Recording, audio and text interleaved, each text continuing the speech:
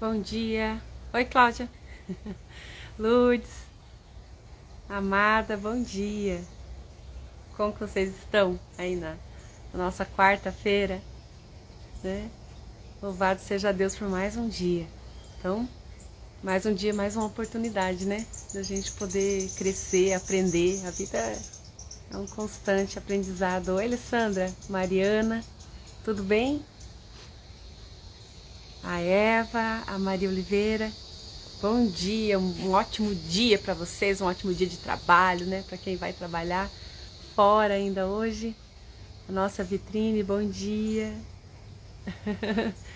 Glória a Deus, né, Cláudia, pela presença de Deus. Isso que nos fortalece, nos faz a gente se sentir parte, né, do reino dele, né? Então, vamos continuar lendo ali o livro de Isaías. Hoje nós estamos já iniciando aqui o capítulo 27, né? Ontem a gente leu o finalzinho do 26 e grandes coisas a gente tem aprendido, né? Dia após dia, isso é muito bom, poder parar e meditar na palavra do Senhor. Já estamos quase na metade do livro de Isaías, né? Tem mais ele tem acho que 65 capítulos, né? Mas estamos avançando rápido. Oi, Jaque, bom dia, tudo bem? Então, diz assim, né, a palavra do Senhor no capítulo 27 de Isaías, versículo 1. O subtítulo aqui é Deus ama o seu povo e o salva. Naquele dia o Senhor castigará, ó, de novo, né? Naquele dia, a palavra fala naquele dia, fala no dia da vinda do Senhor Jesus, né? No dia do juízo, né? No dia onde a presença de Deus vai se manifestar sobre a terra e operar o juízo de Deus, como a gente já comentou bastante, aonde entra a presença de Deus, automaticamente se opera o juízo, porque o pecado não suporta a glória da presença de Deus. Então o Senhor fala, né? Lá Jesus falou no Evangelho, né? Que naquele dia haverá muito pranto, ranger de dentes, porque aqueles que não estão em Cristo vão padecer por conta do pecado e a presença de Deus ali, né? Então ele fala ali, naquele dia o Senhor castigará com a sua dura espada, grande e forte, o dragão, serpente veloz, e o dragão, serpente sinuosa, e matará o monstro que está no mar. Naquele dia dirá o Senhor, cantai a vinha deliciosa. Eu, o Senhor, a vigio e a cada momento a regarei, para que ninguém lhe faça dano, de noite e de dia eu cuidarei dela, né? Não há indignação em mim, quem me dera espinheiros e abrolhos diante de mim. Em guerra eu iria contra eles e juntamente os queimaria. Ou que homens se apoderem da minha força e façam paz comigo? Sim, façam paz comigo. Dias virão em que Jacó lançará raízes, florescerá e brotará Israel, e encherão de fruto o mundo. Né? Quando ele fala aqui, virão em dia em que Jacó, está falando de toda a descendência ali de Abraão, de todo o povo de Israel, com o cumprimento do propósito para o qual eles foram formados, né? Deus separou Abraão, falou assim, ó, larga a tua parentela e vai para uma terra que eu te mostrarei, né? Não deu nem um mapa, nada para ele, e ele foi. E ele, por conta disso, ele é considerado ali, na palavra, ele é citado lá em Hebreus, né, como o pai da fé, porque ele creu na palavra de Deus, mesmo sem ele ver nada, né? Ele não tinha uma Bíblia para se basear, ele só tinha um desejo no coração dele de conhecer o Deus verdadeiro. Ele vivia no meio de um povo pagão que não adorava a Deus, né? Não conhecia a Deus, e Deus se manifestou a ele. Lembrando que Deus já vinha tentando, né? Resgatar o povo desde lá. Criou Adão e Eva, eles escolheram o pecado, viveram erroneamente, criou-se aquela geração toda perversa, até que Deus destruiu tudo, e resgatou a família de Noé, para a partir de Noé criar uma nova geração que fosse obediente à palavra de Deus, que andasse segundo os ensinamentos dele. E também passou-se algum tempo, algumas gerações, aquilo também se corrompeu, né? E lá no Gênesis, onde ele começa a falar ali da vida de Noé, Deus fala que se arrependeu de criar a humanidade, né? Que doloroso ouvir isso, por conta que não era esse o propósito original, né? Não era esse. Mas Deus permaneceu com o cumprimento do plano dele, que ele estabeleceu lá no Éden, assim que o homem escolheu pecar, né?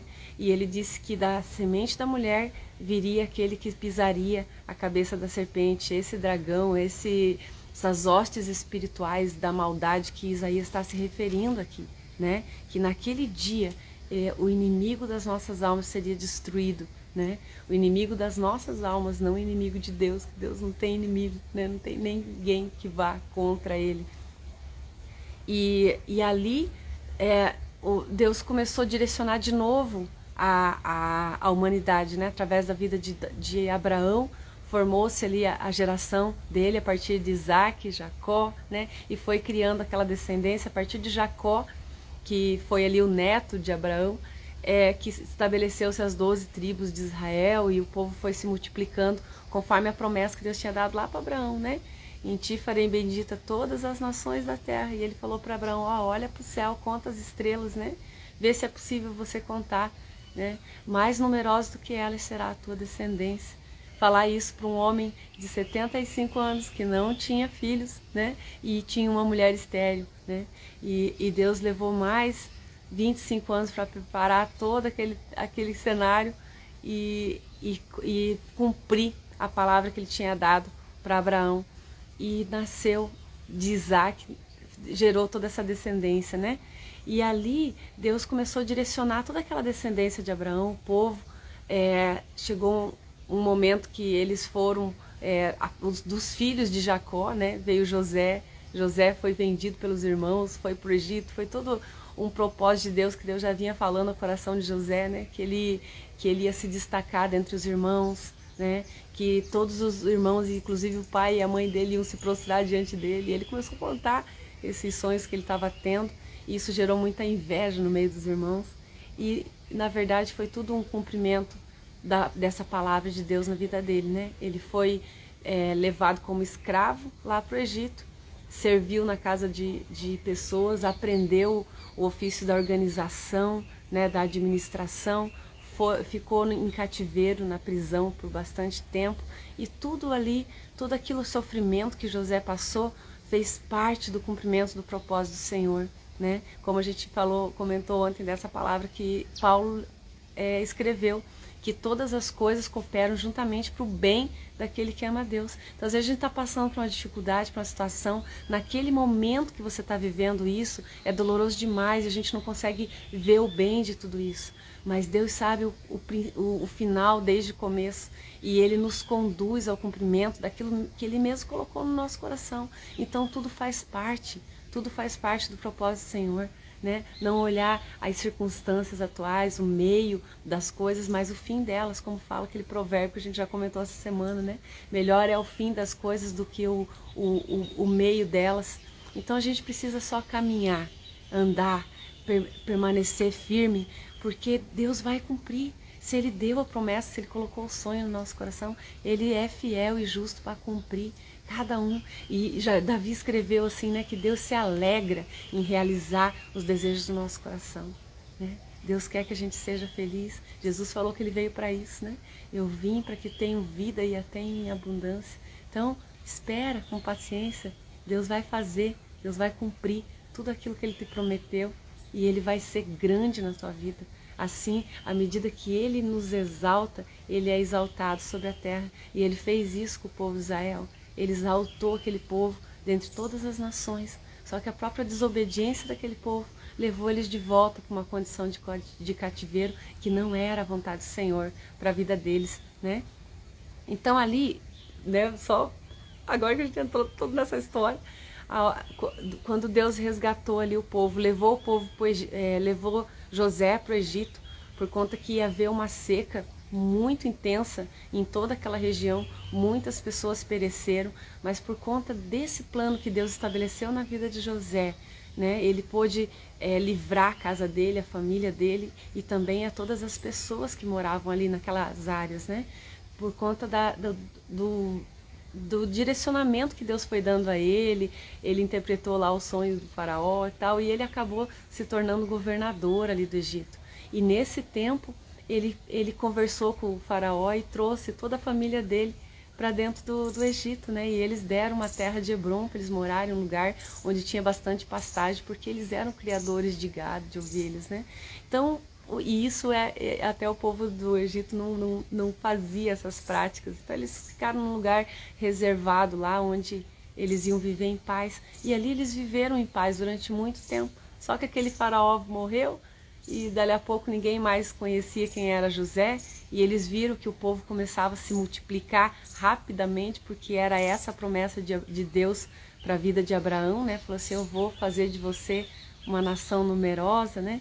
E eles começaram a ficar com medo. Falei assim: olha, daqui a pouco eles tomam domínio sobre nós, né? E a gente está debaixo do jugo desse povo aí que veio morar aí, que a gente nem lembra mais por quê, né? E aí eles começaram a oprimir o povo, a escravizar o povo, para que eles não tivessem domínio sobre eles. E eles viveram escravos ali durante 400 anos, era esse o propósito do Senhor. Acabaram ficando 430 anos lá dentro do Egito. E Deus falou tudo isso para Abraão. E isso que é impressionante. Isso que eu quero que entre no teu coração, né? Deus conhece o fim desde o começo.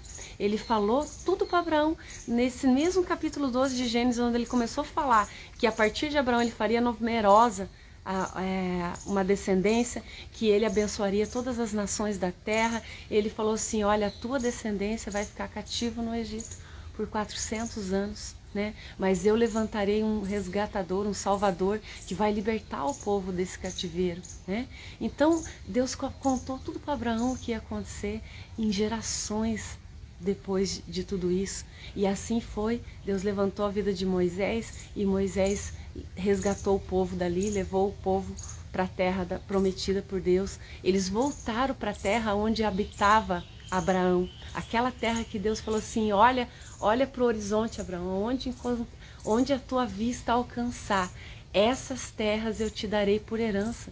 Então aquelas terras que o povo saiu do Egito para conquistar, eles não estavam destronando ali, tirando as pessoas do lugar deles. Eles estavam tomando posse daquilo que já era deles, daquilo que Deus já tinha dado para Abraão. Eles só não estavam morando naquela terra, mas a terra pertencia a eles, né? Então, e Deus restituiu tudo de novo, né? Levou o povo e estabeleceu cada um nas suas terras, e eles tomaram posse, e eles se tornaram uma nação numerosa, e eles prosperaram naquele lugar, né? Deus cumpriu cada uma das palavras que ele tinha dado, cada uma. Deus é fiel e justo para cumprir cada uma das palavras que ele libera sobre as nossas vidas, cada uma delas, né? Só que em determinado momento o povo começou a se desviar, porque é muito fácil, né? Quando tá tudo bem, a gente se esquece do abençoador, fica olhando para a bênção, né? Para o presente, né? Que nem uma criança iludida ali, às vezes ele se envolve mais com o papel do presente do que com o próprio presente em si, e esquece de quem deu aquele presente, né? Às vezes as crianças nem lembram mais quem que deu aquele presente, ele se empolgou demais com o presente em si. Então a gente, Deus ele quer nos abençoar, colocar grandes coisas sobre as nossas vidas, mas antes disso ele prepara o nosso coração para que o nosso tesouro esteja no lugar certo, como Jesus falou. Ele falando ali daquele jovem rico, né, que escolheu as riquezas do que servia Jesus, e ele falou assim que era mais fácil, né, um camelo passar no fundo da agulha do que um rico entrar no reino dos céus. Mas não é nesse sentido da riqueza, das posses como uma maldição, mas ele disse: aonde está o teu tesouro, né? Aonde está o teu coração, ali está o teu tesouro. Então, se o teu coração está nas riquezas, ali vai estar o teu tesouro. E a palavra diz: amai a Deus sobre todas as coisas. Então é nele que tem que estar o nosso coração, e é ali que está o nosso tesouro, porque ele, como Jesus falou, né, completando esse versículo, né, e todas essas coisas vos serão acrescentadas. Buscar em primeiro lugar o reino de Deus e a sua justiça, e essas coisas todas que vocês precisam aí vão ser acrescentadas, né? Porque é desejo do coração do Pai que você as tenha. Então descansa, né? Descansa. Busque em primeiro lugar o reino de Deus e a justiça do Senhor, né? Andar em retidão com aquilo que a palavra fala que é para fazer, né? E as outras coisas Deus cuida, porque Ele sabe do que a gente precisa, né? E Ele é fiel para cumprir cada uma delas. Amém? E continuando ali, né? Ou que o homem se apodere da minha força, a gente leu acho que até o 5, no 6, ó. Dias virão em que Jacó, isso que a gente estava lendo por último, né? Em que Jacó lançará raízes, né? Jacó, a descendência de Abraão, vai lançar raízes, vai se estabelecer na terra, florescerá e brotará Israel, ó, né? Então, ó, vai chegar o dia em que esse povo vai se estabelecer ali, vai frutificar, vai criar uma nação poderosa e encherão de fruto o mundo, né? Então ali tudo aquele propósito que Deus tinha criado para ser, que é através daquele povo separado por Deus para aprender os princípios da palavra de Deus e depois todas as nações da terra conhecer o Senhor por intermédio deles. Ele está falando que vai acontecer. Ele está assim, vai chegar o dia em que nós vamos poder cumprir. Isaías também fazia parte desse povo, né? E que nós vamos poder cumprir aquilo que Deus criou a gente para ser, né? Nós vamos poder frutificar e abençoar as pessoas à nossa volta por intermédio daquilo que Deus colocou no nosso coração. No 7, porventura feriu o Senhor a Israel como aqueles que o feriram, ou o que matou, assim como aquele que o mataram? Ou seja, toda a justiça que Deus tinha operado nas nações que estavam ao derredor ali do povo de Israel, Deus teve misericórdia para com o povo de Israel, né? E para algumas outras nações também, como a gente leu naqueles capítulos que falava das maldições, né? Teve algumas nações que Deus falou que ia exterminar da terra, que não ia existir mais, como a Babilônia e aqueles lugares lá, ali, né? E muitos outros lugares que a gente já leu ali. Mas para alguns ele falou assim, eu vou operar isso, né? E vou quebrantar o coração de vocês e no final vocês vão me reconhecer como Deus, né? Então teve sentenças que ele estabeleceu para que aquele povo frutificasse, para que aquele povo fosse restaurado a partir daquela dor, daquele sofrimento que eles haveriam de passar ali. E o povo de Israel, Deus fez a mesma coisa. Ele falou assim, olha, vocês vão passar por esse momento de cativeiro, vai haver um sofrimento, vai haver dor, né? Mas eu vou conseguir resgatar vocês. E a glória dessa segunda casa vai ser melhor do que a primeira. Aquilo que eu vou construir através de vocês vai ser muito mais grandioso. Vocês vão ter o coração voltado para aquilo que realmente importa, não vão se perder nessas coisas, né? E assim aconteceu, e a partir da nação de Israel, né? Deus restabeleceu de novo eles depois do exílio, trouxe eles de volta para a terra e começou a construir tudo de novo através da vida deles, né? Houve muito altos e baixos, eles se perderam de novo num determinado momento. Deus começou a levantar vários profetas para alertar eles, para falar deles, só que aí a palavra daquele povo, daqueles profetas, já eram diferentes. Ele falou assim, olha, vocês por vocês mesmos, na força do braço de vocês, vocês não conseguem cumprir toda a lei. Mas vai chegar o tempo em que Deus vai imprimir essa lei no coração de vocês. E nós vamos ser o seu povo, e Ele vai ser o nosso Deus. E a gente vai conseguir cumprir cada uma delas. Porque não vai precisar mais que ninguém nos ensine aquilo que a gente precisa saber. Porque essas leis não vão estar mais em tábuas, como Deus deu lá para Moisés, mas vai estar impresso no nosso coração. Deus falou isso através de vários profetas. Jeremias foi um deles, a gente já leu esse trecho lá em Jeremias 31. Vou ler novamente, né? Até a gente memorizar tudo isso. E Deus levantou todos esses profetas até que veio a vida, acho que de Miqueias, foi um dos últimos profetas que começou a falar que naqueles dias, né, Deus restabeleceria o coração do homem, voltaria o amor ali do pai para com os filhos para o pai. É um trecho bem complexo esse que ele fala ali, explicando dessa redenção que Deus restabeleceria sobre o povo depois da vinda de Jesus, né? E aí Deus ficou em silêncio.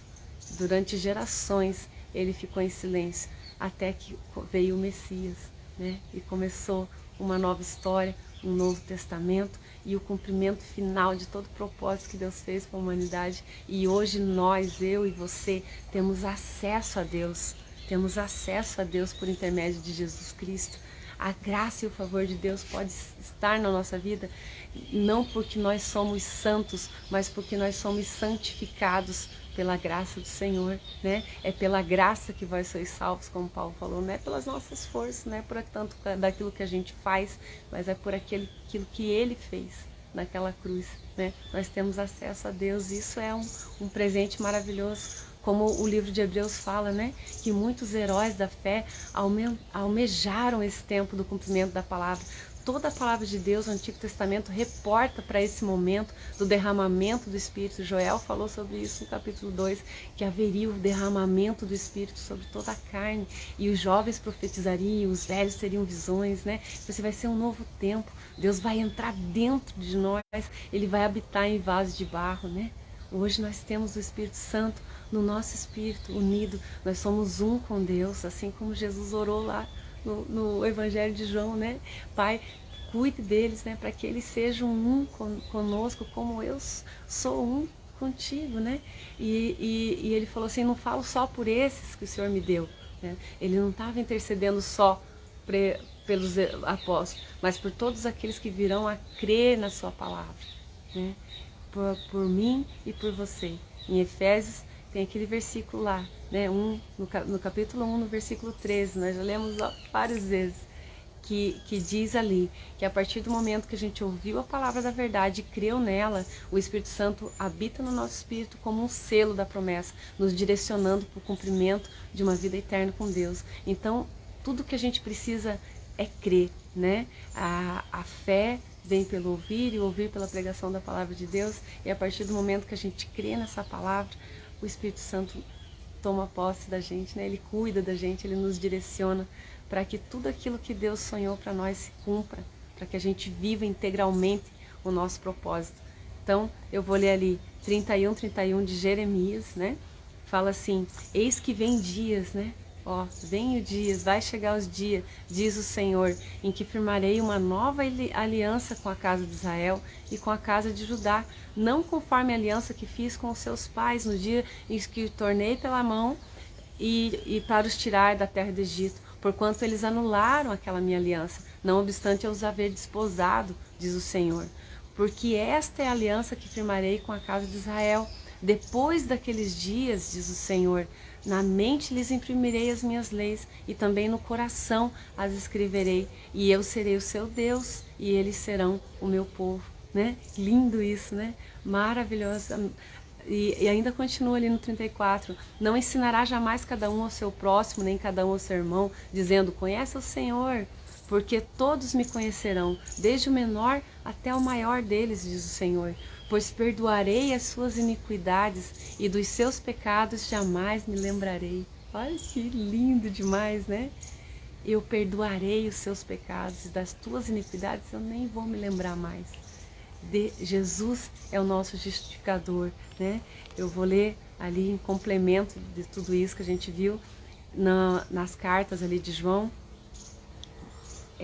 João 1, né? A primeira carta, um pouquinho antes de Apocalipse ali. 1:9. Olha só. Se confessarmos os nossos pecados, Ele é fiel e justo para nos perdoar os pecados e nos purificar de toda injustiça. É essa purificação, essa justificação que Deus está falando que aconteceria naqueles dias, depois da vinda de Jesus, depois do derramamento do Espírito. Nós somos santificados por Deus, somos purificados pelo Senhor e nós temos acesso a Ele, porque aonde, né, está a presença de Deus, opera o juízo, como nós falamos, né, lá no Antigo Testamento, aonde o homem precisava fazer sacrifícios ali para que houvesse aquele derramamento de sangue, para que fossem expiados os pecados, para que eles pudessem ter acesso a Deus. E isso tudo uma vez no ano só, o sacerdote podia entrar na presença do Senhor. E hoje nós temos acesso, porque o sangue do Cordeiro de Deus foi derramado por nós. Ele já expiou o pecado do mundo. E nós podemos ter acesso a Deus por meio de Jesus, né? E isso é grandioso demais. Que a gente possa viver isso dia após dia, fazer o uso dessa graça maravilhosa que Deus nos deu de entrar na presença dele. Creia, Deus te ouve, né? Coloque diante dele todas as tuas necessidades, tudo aquilo que incomoda, que te inquieta. Deixa ele cuidar de você, deixa ele ser Deus na tua vida, né? E se tem algo que te incomoda aí no teu coração, coloque diante do Senhor, peça perdão a Ele e creia nessa palavra, que se confessarmos os nossos pecados, ou confessar, você pode confessar com alguém que está aí do teu lado, com uma pessoa que você confie, você pode confessar isso diante do Senhor, abre a tua boca, declara, fala isso. Ele é fiel e justo para nos perdoar os nossos pecados e nos purificar de toda essa injustiça, né? De tudo aquilo que causa separação entre nós e Ele. Amém? Que Deus abençoe aí grandemente o seu dia, né? Que a gente tenha uma quarta-feira aí bastante produtiva. E se Deus quiser, a gente está aqui de novo amanhã, né? Às 6h16. Eu vou deixar um pouco gravado ali para quem chegou aí por último e quiser assistir, vai ficar aqui no GTV.